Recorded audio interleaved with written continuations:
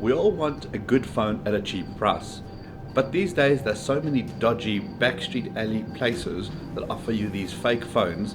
But how do you tell the difference between a real one or a fake one? Well, I went to find out.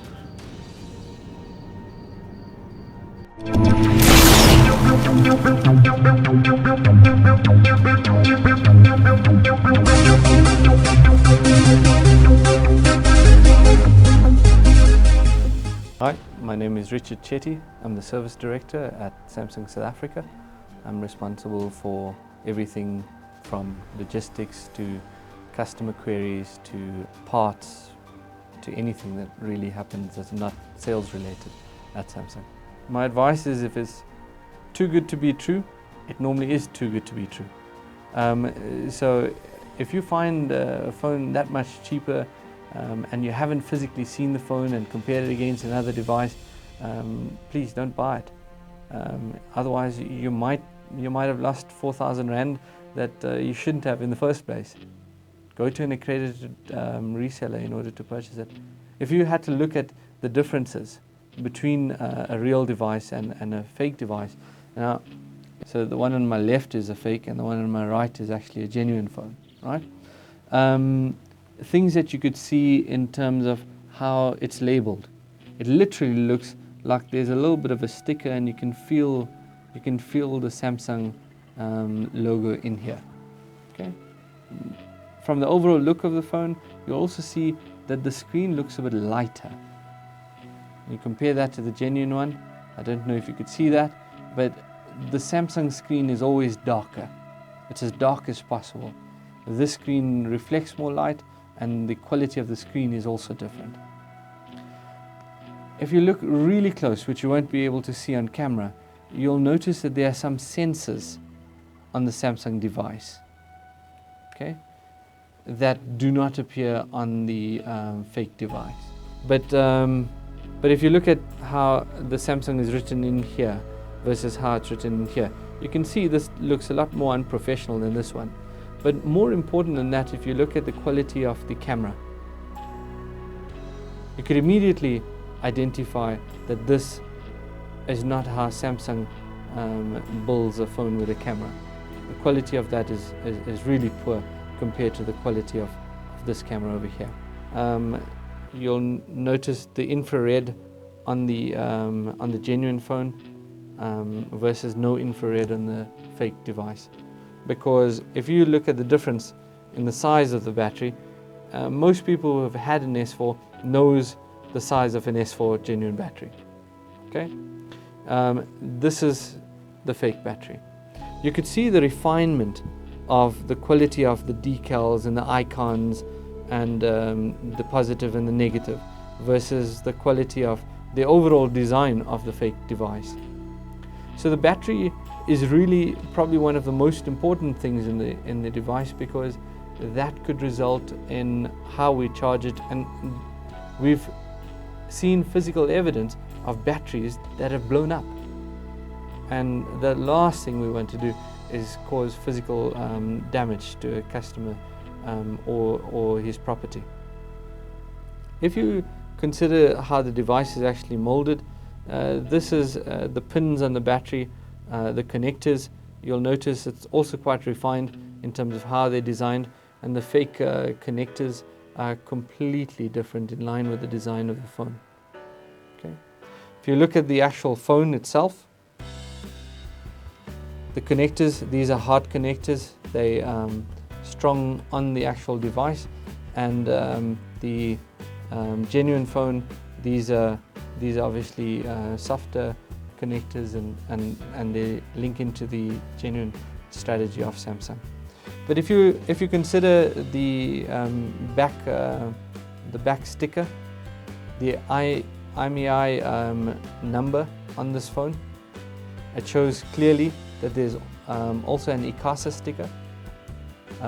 You'll also see clearly it's linked and more configured to how Samsung actually has built their devices.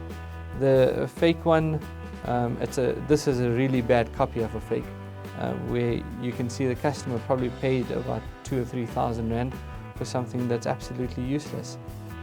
Okay. You'll notice the number of screws on the genuine device. So 1, 2, 3, 4, 5, 6, 7, 8 screws on this particular device that are visible.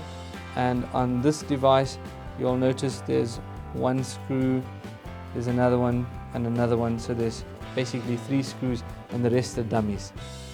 Okay, so this probably was part of a really bad 3D print job that shows that the device could still operate as a phone device, but definitely not as a Samsung device.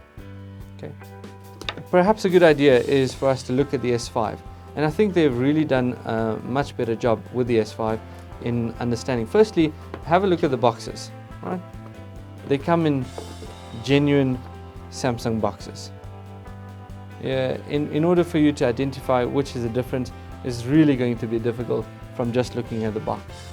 So you open the box, take out the device, and then let's try and identify. So if I had to ask you, if you had to look at these two devices, which one of these would you say is genuine and which one of these would you say is fake? Alright, let's go. That be the fake, that be the real. Well done. Aha. So if you basically have a look at the phone, right? If you look at the bezel, for example, that's almost exactly the same. Okay, if you look at the logo, you could see, how do you identify which is the correct Samsung logo and which isn't? It's very similar. But then in the other one I mentioned to you, one of the things you could look for is the other sensors. For example, the dimming sensor, the motion sensor, and those kinds of sensors. So here on the genuine device, you can actually see those sensors. On the fake one, it doesn't exist. Remember, I also spoke to you earlier on the S4 about the darkness of the screen. Immediately, you could see that this screen has more light that it can reflect. This screen is a lot darker. So the genuine screen is clearly identified by this one. If you had to open up the device or look at the back of the device, you'll notice that the camera, if you really look further into the camera, you'll see where some of the lens is actually clearer, whereas in the genuine one, you'd see a more refined view of the lens. Okay. You have to open up the phone. So ultimately, when opening up, the first thing you notice is the connector. Now remember, this is to ensure that no water gets through, because this phone is water resistant. And here you'll notice a plastic in order to make sure that you seal the phone completely against any water damage. Okay. The fake phone, you'll notice there's nothing, there's no seals. There aren't any seals. That means that this is just a guise to basically show that they've taken that into consideration. You open up the device. Let's have a look at if you can see anything immediately. And this is why I say it's quite a good copy of the real phone. You'll notice, and if you look very closely, and this is why I assume that this might have come out of a printer, because you'll notice the lines across here are there, but they're solid. In the genuine phone, you'll notice that there are actually different parts to the phone. Okay, here they're just molded into the phone as though it was genuine, and that's the same with other areas of the phone as well. But if you also open up the battery, for example, you take out the battery, look at the refinement again in how some of the positive and the negative is actually noticed or displayed, but again, it's really still not so easy to determine. So you'll notice that the fake one will always say made or assembled in Korea. Whether and from a Samsung point of view, we could use other manufacturers. Like here it says cell made in Japan, assembled in Vietnam. So I'm not saying always look for something that's not made in Korea, because there's a strong possibility that it could have been made, but it's not all of our batteries are made in Korea. If you consider some of the other elements on here, you'll notice the genuine one says micro SD SIM, and it points to the direction of the SIM. The fake one doesn't have that. It doesn't tell you where the micro SD SIM goes. You'll also notice that there's no ICASA sticker on this. You'll look at various other things like the connectors in this one versus the connectors in this particular device are different. You'll notice on the battery as well, from how the battery is designed. So the fake one has the battery sticking out. In fact, you'll notice you can run your finger through there and you'll feel it going through, whereas the genuine one, it's inside. The connectors are more refined, obviously. So these are some of the simple things. However, it's probably also important to try and power up the device in order to see if you can determine from there as to what's genuine and what's fake. And if you had to power up the device, this one powers up as MediaTek. Okay. The back cover, you'll notice here the seals. The seals are quite clear, and the seals are here in order to make sure. Remember, I said to you this is a water resistant phone. The fake one, no seals to protect from water damage. It's just a cosmetic feature that goes onto the back of the device. Okay, so those are really some of the keys in terms of how you identify. So some of the key points to remember. Some of the key points to remember are buy it from an accredited reseller.